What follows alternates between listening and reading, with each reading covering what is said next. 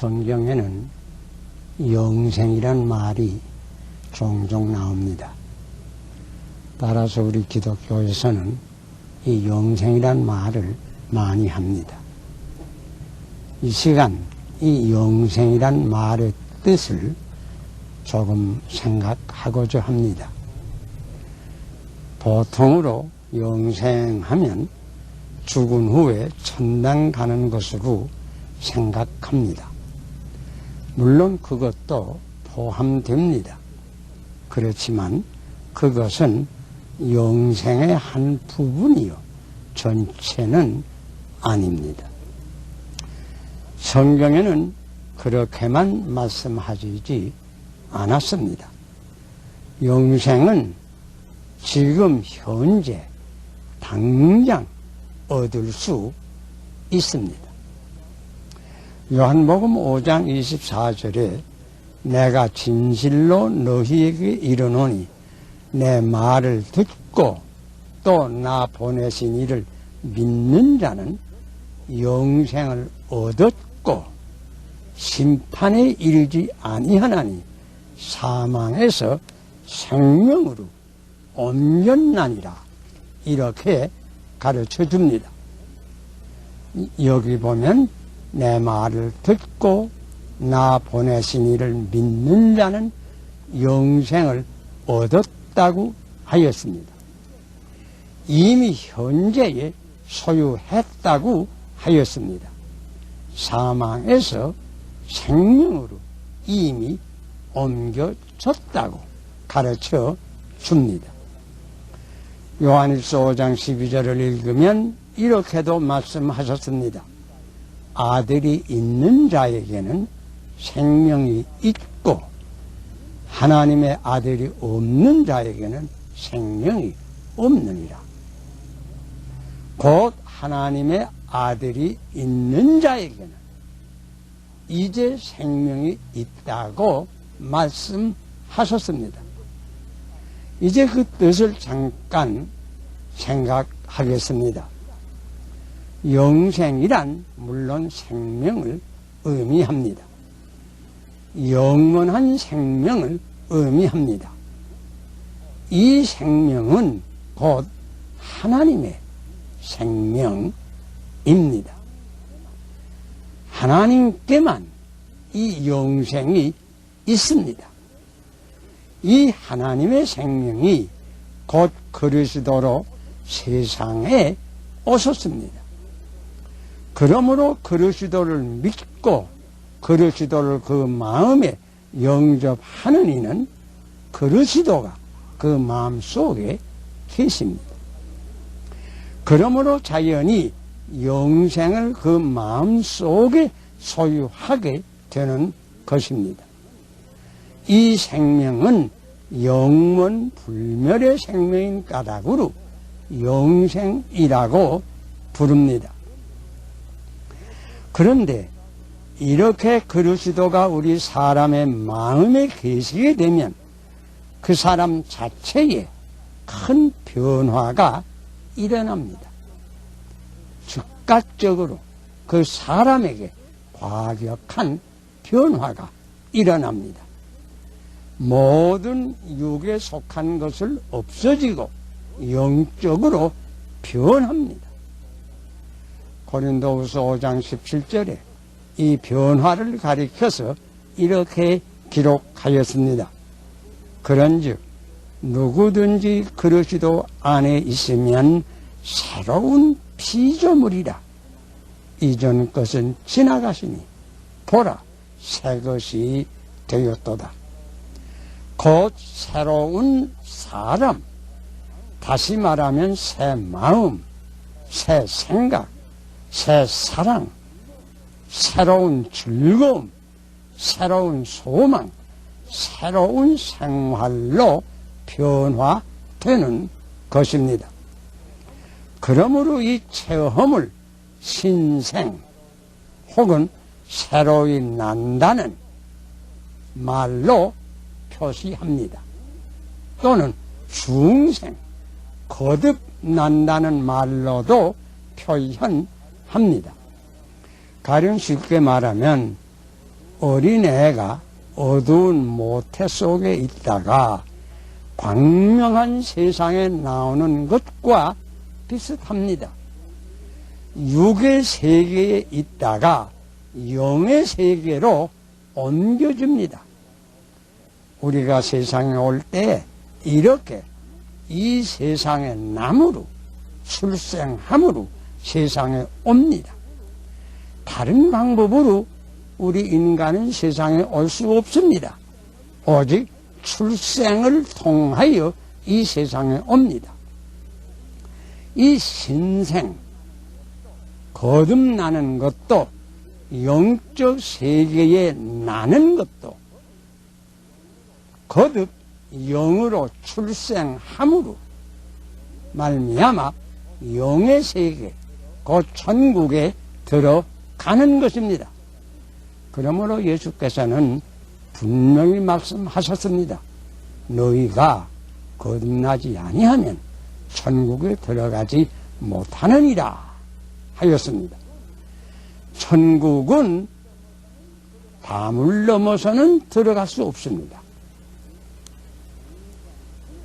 중생하여야, 거듭나야, 다시 나야 천국에는 들어갑니다. 여러분 아시다시피 이 난다는 사실은 갑자기 일어납니다. 물론 아기가 태어나기 전에 어머니에게는 신고가 있습니다. 아마 어린 아기에게도 어떤 고통이 있을는지 모릅니다. 이런 경험은 누구나 있습니다. 하지만 아기를 낳는 그 자체는 즉각적으로 되는 것과 같이 중생도 즉각적으로 되는 것입니다. 물론 믿으려고 할 때에 특별한 영적 고민도 있고 믿으려고 하는 마음도 생기고 죄에 대한 간절한 회개와 애통도 있습니다. 우리는 이런 모든 경험을 통하여 온전히 예수 그리스도를 내 주로 받고 예수 그리스도를 내 마음으로 영접하는 중생의 그 마음은 즉각적으로 그 시간에 일어나는 것입니다. 이 중생은 제 말씀을 듣는 여러분 누구든지 참된 마음으로 죄를 회개하고 예수 그리스도를 영접하는 그 시간, 다시 말하면 제 말을 듣는 이 시간이라도 주를 영접하면 즉각적으로 이와 같은 은혜를 받을 수가 있습니다. 이것은 수양으로 되는 것은 아닙니다. 교육으로 되는 것도 아닙니다. 훈련으로 되는 것도 아닙니다. 무슨 모르는 진리를 깨달아서 되는 것도 아닙니다. 참된 마음으로, 겸손한 마음으로, 빈 마음을 가지고, 가난한 마음을 가지고 그리스도를 내 중심으로 영접하여 그리스도가 내 마음 가운데 들어오시게 되면 이상한 변화가 일어나 온전히 새로운 사람으로 변화합니다. 여러분이 아시는 대로 곤충 세계를 관찰하여 보면 유충의 시대와 그 다음 성충의 시대가 있습니다. 그 유충의 시대, 곧 벌레로 있을 때에는 땅을 좋아합니다. 어두운 것을 좋아합니다. 혹 땅 속에, 땅 위에 나왔다가도 곧 어두운 흙 속으로 다시 들어가고 맙니다. 그러나 이러한 벌레가 변화하여 나비가 된다든지 벌이 되는 후에는 그 성품이 아주 달라집니다. 이때에는 햇빛을 좋아합니다. 나타내야 합니다. 먹는 것도 찬이슬만 먹는다 하는 이 얘기가 있지 않습니까? 중생한 사람의 경험이 또한 이와 비슷합니다. 전에 육에 속해서 땅에 속해서 그저 아래로 내려가는 것이 처음에는 인간의 특색입니다. 그러나 이러한 인간이 한 번 죄를 회개하고 주님을 영접해서 성신으로 거듭나게 되면 그 다음에는 성품이 달라집니다. 그 다음부터는 위에 있는 것을 찾습니다. 생명을 찾습니다. 항상 위를 향하여 향상하는 것이 그 특색이 되는 것입니다. 중생한 사람의 특색이 여기에 있습니다. 요한일서 5장 13절에는 이런 말씀이 있습니다. 내가 하나님의 아들의 이름을 믿는 너희에게 이것을 쓰는 것은 너희로 하여금 너희에게 영생이 있음을 알게 하려 함이라. 중생이 있으면 이미 중생한 후에는 내게 영생이 있는 것을 알 수 있습니다. 여러분, 여러분이 스스로 중생한 것을 아십니까? 깊이 살피시기를 바랍니다. 이렇게 중생하여야 하나님의 자녀가 됩니다. 역시 자녀는 그 가정에서 출생하여야 자녀입니다. 이렇게 거듭남으로 하나님의 가정에서 하나님의 자녀가 됩니다. 하나님의 가족이 되려고 하면 그 가족으로 출생하여야 합니다. 그 가정에 나야 합니다. 하나님의 아들과 딸도 꼭 이러합니다. 그러므로 우리는 반드시 중생하여야 합니다. 또 우리가 이렇게 중생해서 하나님의 아들과 딸이 되면 하나님 아버지의 모든 유산, 모든 축복이 우리의 것이 됩니다. 사도 바울의 말씀과 같이 이 천지 만물이 우리의 것이 됩니다.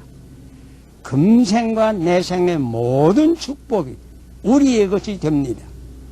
지금도 생명이 있고 생명이 영원히 계속되는 것입니다.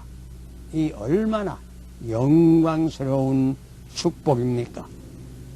지금 그리스도를 여러분 마음 가운데 영접하십니까? 마음을 열어놓고 겸손한 마음으로 주를 영접하세요.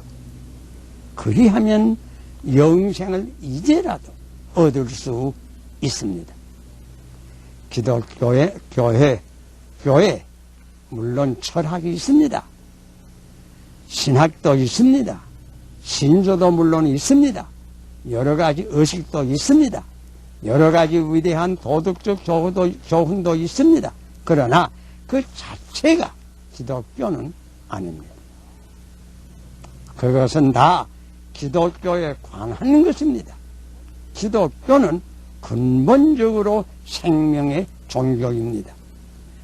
그리스도는 곧 이 생명입니다. 그리스도를 믿으면 이 생명을 받을 수 있습니다. 그리하면 영생을 얻을 수 있는 것입니다. 이미 말씀드린 바와 같이 기독교는 최대의 뉴스입니다. 평생을 두고 말하더라도 이 기쁜 뉴스를 다 전파할 수는 없습니다. 하물며 한두 시간에 이 기쁜 뉴스를 다 말할 수는 없습니다. 끝으로 제가 여러분에게 권하는 것은 이 뉴스를 좀 더 아시고 기독교의 진리를 좀 더 배우려고 원하신다면 좋은 방법이 있습니다. 첫째로는 여러분은 교회에 나가세요. 여러분 이웃에 있는 가까운 교회, 어느 교회나 좋을 것입니다. 둘째는 성경을 읽어보세요. 먼저 신약전서를 읽으시고 그 다음에 구약도 읽어보세요. 그리고 기도를